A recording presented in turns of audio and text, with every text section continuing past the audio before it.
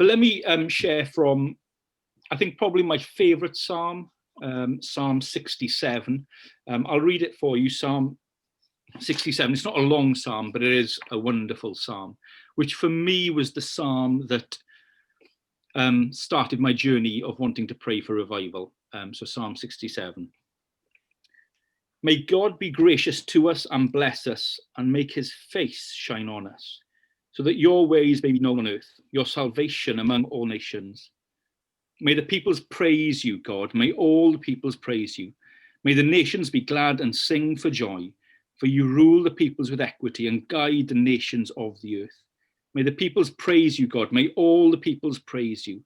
The land yields its harvest. God, our God, blesses us. May God bless us still, so that all the ends of the earth will fear him.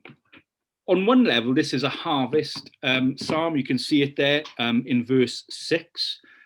So on a physical level, it's a harvest psalm. But this is Old Testament. This is Israel praying to God.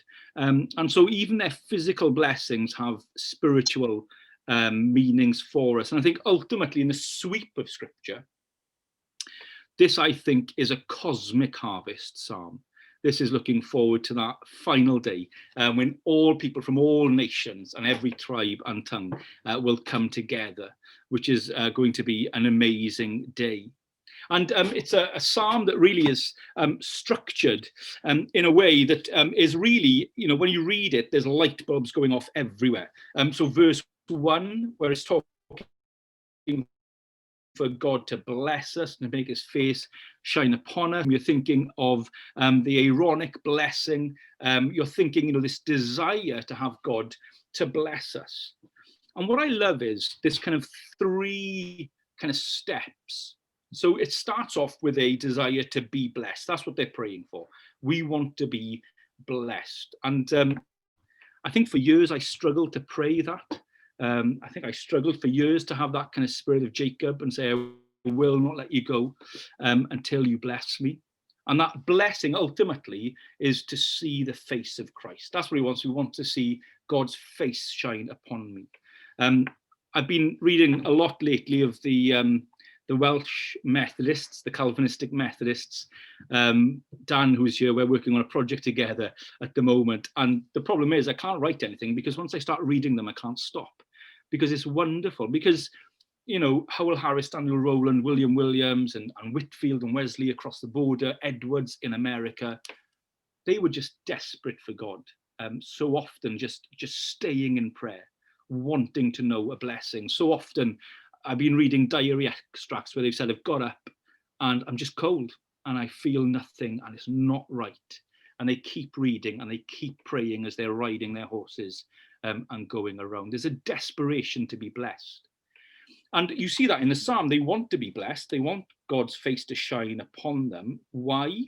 I love the link, verse 2, so that your ways may be known on earth, your salvation among the nations. Psalm 67, I think, is arguing that the best evangelistic strategy is to have God's face shine upon you.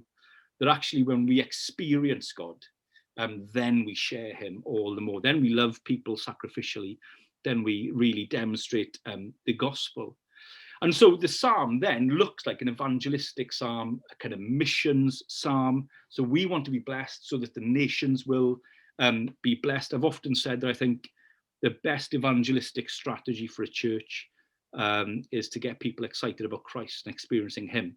And sometimes then you just have to hold them back a bit as opposed to push them out.